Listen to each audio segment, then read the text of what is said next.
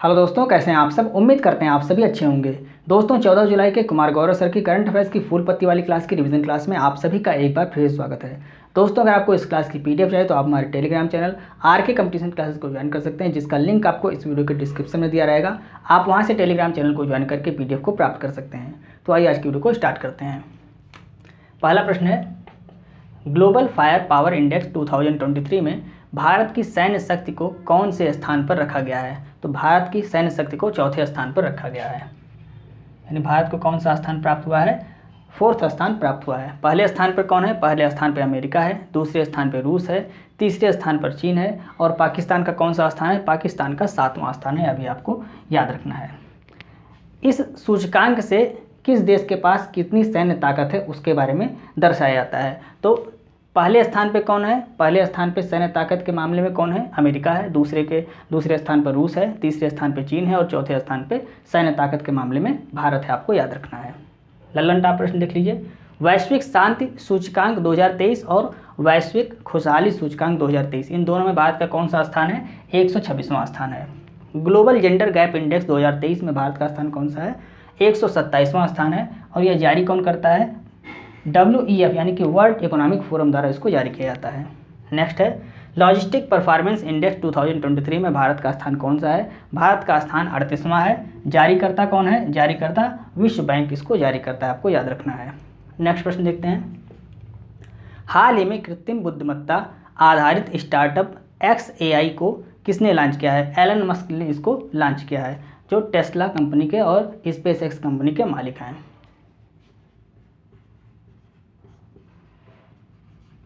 Elon Musk द्वारा इसको launch किया गया है। ये XAI ये क्या है, तो कृत्रिम बुद्धिमत्ता मतलब आर्टिफिशियल इंटेलिजेंस आधारित स्टार्टअप है। नाम क्या है, XAI इसका नाम है और इसको किसने लॉन्च किया है, एलन मस्क ने लॉन्च किया है। एलन मस्क की और कौन सी कंपनी है, टेस्ला और SpaceX कंपनी भी किसकी है, एलन मस्क की ही कंपनी है। आपको याद रखना है। SpaceX कंपनी द्वारा इसको लॉन्च किया गया, किसको, XAI को लॉन्च किया गया है। क्यों लॉन्च किया गया है, OpenAI कंपनी को काउंटर करने के लिए इसको लॉन्च किया गया है। आपको पता होगा, कई बार हमने बताया है, OpenAI जो कंपनी है इसके द्वारा अभी हाल ही में कौन सा आर्टिफिशियल चैटबॉट लॉन्च किया गया है, तो गीगा GPT किसके द्वारा, रूस के द्वारा लॉन्च किया गया है। चैट GPT किसके द्वारा लॉन्च किया गया है, OpenAI कंपनी द्वारा लॉन्च किया गया है। ये अमेरिका की कंपनी है। तो OpenAI कंपनी द्वारा चैट GPT लॉन्च किया गया है। बार्ड किसके द्वारा लॉन्च किया गया है, गूगल के द्वारा लॉन्च किया गया है। गीगा GPT ये रूस के द्वारा लॉन्च किया गया है। अम्मा क्रश AI ये भारत के उड़ीसा राज्य द्वारा लॉन्च किया गया है। तो ये सब आपको याद रखना है, इसको भी आप नोट कर सकते हैं।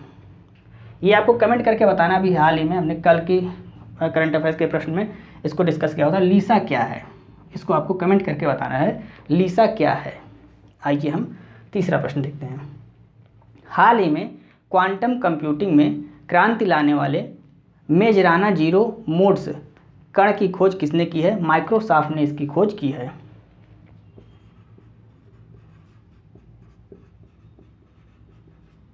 माइक्रोसॉफ्ट द्वारा इसकी खोज की गई है। इसका उपयोग कहाँ पर किया जाएगा, इसका उपयोग सुपर कंडक्टर में के निर्माण में किया जाएगा। तो इसका जो ये मेजराना जीरो मोड्स कण जो है, इस कण का उपयोग कहाँ पर किया जाएगा, सुपर कंडक्टर के निर्माण में किया जाएगा। और इससे फ़ायदा क्या होगा, तो इसके उपयोग से साइबर सिक्योरिटी मजबूत होगी। ये इसके फ़ायदे हैं। लल्लन टॉप प्रश्न देखिए, इलेक्ट्रॉन की खोज किसने की, थॉमसन ने की। प्रोटॉन की खोज गोल्डस्टीन ने की। कहीं कहीं रदरफोर्ड भी लिखा रहेगा, तो प्रोटॉन की खोज गोल्डस्टीन या रदरफोर्ड आपका आ सकता है, तो रदरफोर्ड भी आप लगा सकते हैं अगर गोल्डस्टीन नहीं है तो। न्यूट्रॉन की खोज किसने की, चैडविक ने की। इलेक्ट्रॉन पर कौन सा आवेश होता है, तो इलेक्ट्रॉन पर धनावेश होता है। इलेक्ट्रॉन पर ऋणावेश होता है, इलेक्ट्रॉन पर कौन सा आवेश होता है, ऋणावेश होता है और प्रोटॉन पर धनावेश होता है। ये इस पर कोई आवेश न्यूट्रॉन पर नहीं होता है। आपको याद रखना है। ये आपको कमेंट करके बताना है, LIGO कहाँ स्थापित किया गया, इसको भी हमने कई बार आपको बताया है। तो LIGO कहाँ पर स्थापित किया गया, ये आपको कमेंट करके बताना है। आइए हम नेक्स्ट प्रश्न डिस्कस करते हैं। चौथा प्रश्न है, हाल ही में किस देश की सरकार ने सुप्रीम कोर्ट की शक्ति को सीमित करने वाले विधेयक को मंजूरी दी है, इजराइल देश ने इसको मंजूरी दी है। इजराइल देश ने इस विधेयक को मंजूरी दी है और इसका आधार बताया गया है लोकतंत्र को मजबूत करना, नागरिक अधिकार पर इसका कोई प्रभाव नहीं पड़ेगा, सरकार या कार्यपालिका की प्रगति को बढ़ाया जाएगा इससे। तो यह इसका आधार बताया गया है, 3 आधार इसके बताए गए हैं। इजराइल के प्रधानमंत्री कौन है? इजराइल के प्रधानमंत्री हैं बेंजामिन नेतन्याहू। ये इजराइल के प्रधानमंत्री बेंजामिन नेतन्याहू। और संसद का नाम क्या है? नीसेट यहाँ की संसद का नाम है। ललन टॉप प्रश्न देख लीजिए।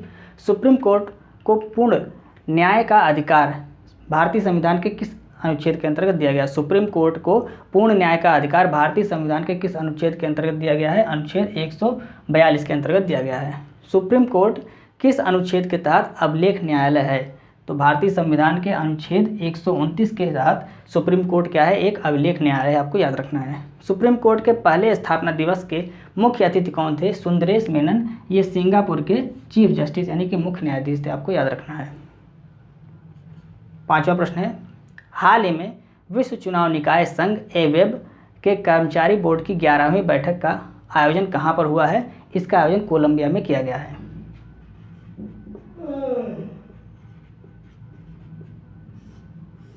इसका आयोजन कोलंबिया में किया गया है। विश्व चुनाव निकाय संघ की स्थापना कब हुई? 2013 में इसकी स्थापना हुई और 2019 से लेकर 22 तक भारत इसका अध्यक्ष था, यह भी आपको याद रखना है। उद्देश्य क्या है? निष्पक्ष चुनाव और अस्थायी लोकतंत्र स्थापित करना इसका उद्देश्य है। ललन टॉप प्रश्न देख लीजिए। COP15 का आयोजन कहाँ पर किया गया? मॉन्ट्रियल में किया गया। किस लिए किया गया था? जैव विविधता के लिए इसका आयोजन किया गया था।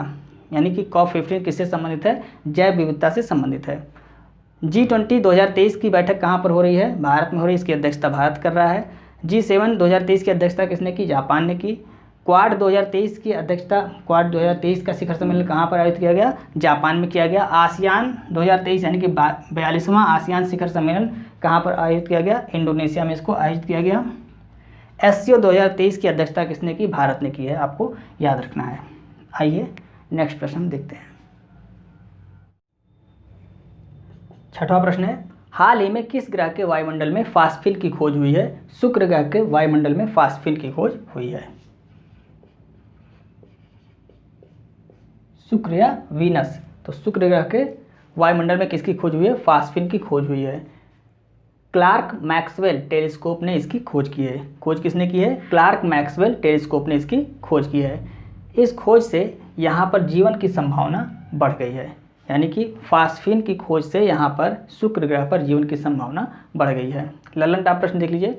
सबसे गर्म ग्रह कौन सा है? शुक्र ग्रह है। सबसे नज़दीक सूर्य के बुध है, लेकिन सबसे गर्म ग्रह अगर आपसे पूछता है तो वो कौन सा होगा? शुक्र होगा। सबसे बड़ा ग्रह कौन सा है? बृहस्पति ग्रह है। और सर्वाधिक वलय वाला ग्रह अगर आपसे पूछता है कि सर्वाधिक वलय वाला ग्रह कौन सा है, तो शनि ग्रह है। आंतरिक ग्रह कौन सा है? तो आंतरिक ग्रह में आपके बुध, शुक्र, पृथ्वी, मंगल, ये आपके आंतरिक ग्रह हो जाएंगे। अगर आपसे पूछता है क्षुद्र ग्रह जो होते हैं वो कहाँ पर पाए जाते हैं, तो मंगल और बृहस्पति। यहाँ पे आपका बृहस्पति हो गया। तो मंगल और बृहस्पति के बीच में कौन से ग्रह पाए जाते हैं? यहाँ पे क्षुद्र ग्रह पाए जाते हैं। और इन क्षुद्र ग्रह के इधर जितने भी ग्रह होते हैं ये सब क्या होते हैं? ये सब आंतरिक ग्रह कहलाते हैं। तो आंतरिक ग्रह कौन हो गए? बुध, शुक्र, पृथ्वी, मंगल, ये सभी आंतरिक ग्रह हो गए। अगर आपसे पूछता है कि क्षुद्र ग्रह कहाँ पाए जाते हैं, तो मंगल और बृहस्पति के बीच में पाए जाते हैं। नेक्स्ट प्रश्न है, हाल ही में तंजानिया में बन रहे IIT मद्रास के कैंपस की पहली महिला डायरेक्टर किसे बनाया गया है? प्रीति अगलायम को बनाया गया है।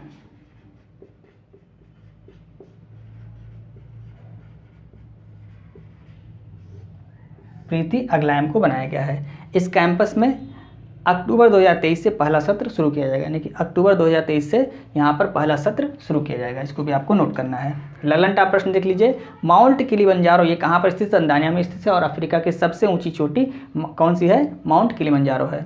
जंजीबार किस लिए प्रसिद्ध है? तो इसे लौंग द्वीप कहते हैं। यहाँ पर लौंग की सुगंध आती है, तो इसे क्या कहते हैं? जंजीबार को इसे लौंग द्वीप भी कहते हैं। आत्मघाती ड्रोन किसने बनाया? अभी हाल में आपने करंट अफेयर्स की क्लास में 2 दिन या 1 दिन पहले डिस्कस किया हुआ था। IIT कानपुर ने कौन सा ड्रोन बनाया है? आत्मघाती ड्रोन बनाया है। नेक्स्ट प्रश्न देखते हैं। भारत का 36वां और तमिलनाडु का पहला उड़ान प्रशिक्षण केंद्र कहाँ स्थापित किया गया है? सलेम हवाई अड्डा पे इसको स्थापित किया गया है। किसको स्थापित किया गया है? उड़ान प्रशिक्षण केंद्र को कहाँ पर स्थापित किया गया है? सलेम हवाई अड्डा पर स्थापित किया गया है।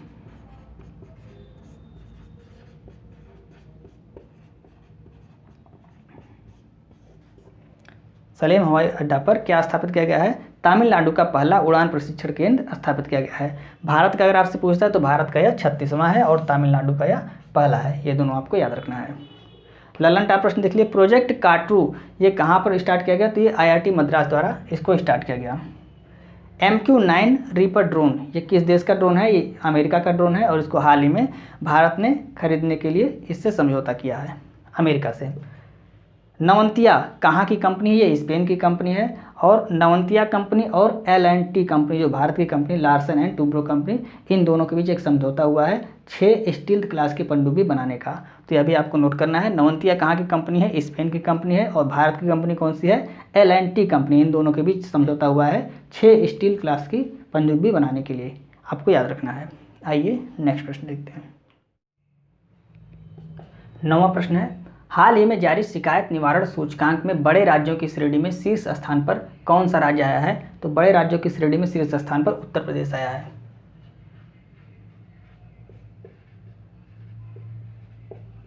उत्तर प्रदेश किस सूचकांक में? तो शिकायत निवारण सूचकांक में पहले स्थान पे आया है।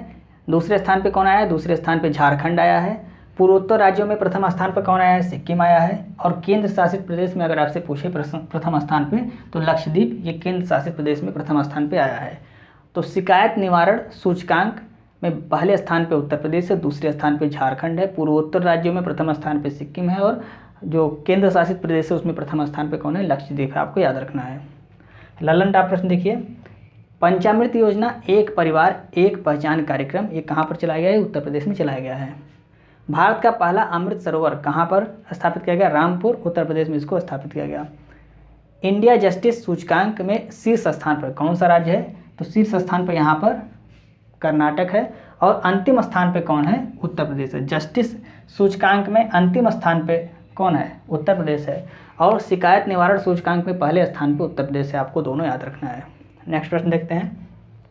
1600 मेगावाट का उत्तर प्रदेश राज्य का पहला अल्ट्रा सुपर क्रिटिकल प्लांट कहाँ स्थापित किया जाएगा? सोनभद्र में इसको स्थापित किया जाएगा।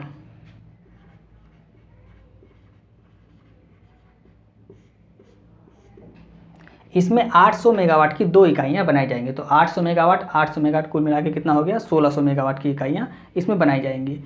NTPC के सहयोग से इसको स्थापित किया जाएगा और इसमें NTPC का 50% और उत्तर प्रदेश का भी 50% यहाँ पे साझेदारी इसमें रहेगी। ललन टॉप प्रश्न देखिए, भारत का एकमात्र जिला जिसकी सीमा 4 प्रदेश से लगती है। ये भारत का एकमात्र जिला है जिसकी सीमा 4 प्रदेश से लगती है, कौन सा है? सोनभद्र है, आपको याद रखना है। उत्तर प्रदेश का चौथा टाइगर रिजर्व कौन सा है? Ranipur tiger reserve. नरौरा ये कहाँ पर है? परमाणु ऊर्जा संयंत्र, ये उत्तर प्रदेश में है। कैगा कहाँ पर है? कैगा कर्नाटक में है। तारापुरा महाराष्ट्र में है। फतेहाबाद भी हाल ही में इसको हरियाणा में स्थापित किया गया है। कुडनकुलम कलपक्कम ये कहाँ पर है? तमिलनाडु में, आपको याद रखना है।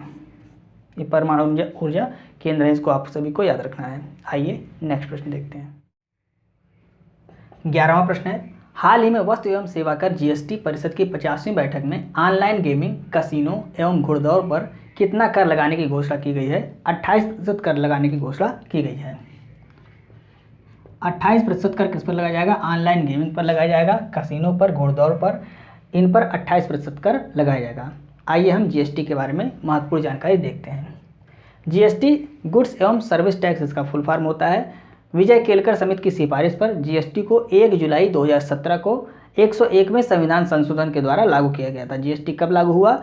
1 जुलाई 2017 को लागू हुआ, आपको याद रखना है। यह एक अप्रत्यक्ष कर है और समवर्ती सूची का विषय है, यह भी आपसे प्रश्न पूछा जाता है। GST की दरों का निर्धारण कौन करता है? GST काउंसिल करता है। और GST काउंसिल का अध्यक्ष कौन होता है? वित्त मंत्री होते हैं, GST काउंसिल के अध्यक्ष होते हैं। GST काउंसिल को संविधान के किस अनुच्छेद में दर्शाया गया है? तो अनुच्छेद 279A में दर्शाया गया है। 279A में इसको दर्शाया गया है। GST की दर कौन कौन सी होती है? 0%, 5%, 12%, 18% और 28%। कुल 5 स्लैब होते हैं। GST के कुल कितने स्लैब होते हैं? GST के कुल 5 स्लैब होते हैं। पहले ये 6 थे, अब ये 5 हो गए। 0, 5, 12, 18 और 28 आपको याद रखना है। GST काउंसिल के अध्यक्ष कौन होते हैं? तो इसके वित्त मंत्री इसके अध्यक्ष होते हैं, आपको याद रखना है। तो ये थे फूल पत्ती वाली क्लास के 11 महत्वपूर्ण प्रश्न जिसको हमने कम समय में आपको रिवाइज कराने की पूरी कोशिश की। उम्मीद है आपको वीडियो अच्छी लग रही होगी। यदि आपको वीडियो अच्छी लग रही है तो आप इसे अपने दोस्तों को जरूर शेयर करें, और अगर आप इस वीडियो को फेसबुक पर देख रहे हैं तो इसे अपने दोस्तों में शेयर जरूर करें और वीडियो को लाइक करें चैनल को सब्सक्राइब करें। अगर अभी तक आपने चैनल को सब्सक्राइब नहीं किया, चैनल को प्लीज़ सब्सक्राइब कर लें और बेल आइकन को प्रेस करके ऑल वाले बटन पर क्लिक कीजिएगा, जिससे हमारी सारी नोटिफिकेशन आपको समय समय पर मिलती रहे। और अगर आपको इस क्लास की PDF चाहिए तो आप हमारे Telegram channel RK competition classes को ज्वाइन कर सकते हैं, जिसका लिंक आपको इस वीडियो के डिस्क्रिप्शन में दिया रहेगा। आप वहाँ से टेलीग्राम चैनल को ज्वाइन करके PDF को प्राप्त कर सकते हैं। मिलते हैं नेक्स्ट वीडियो में। जय हिंद।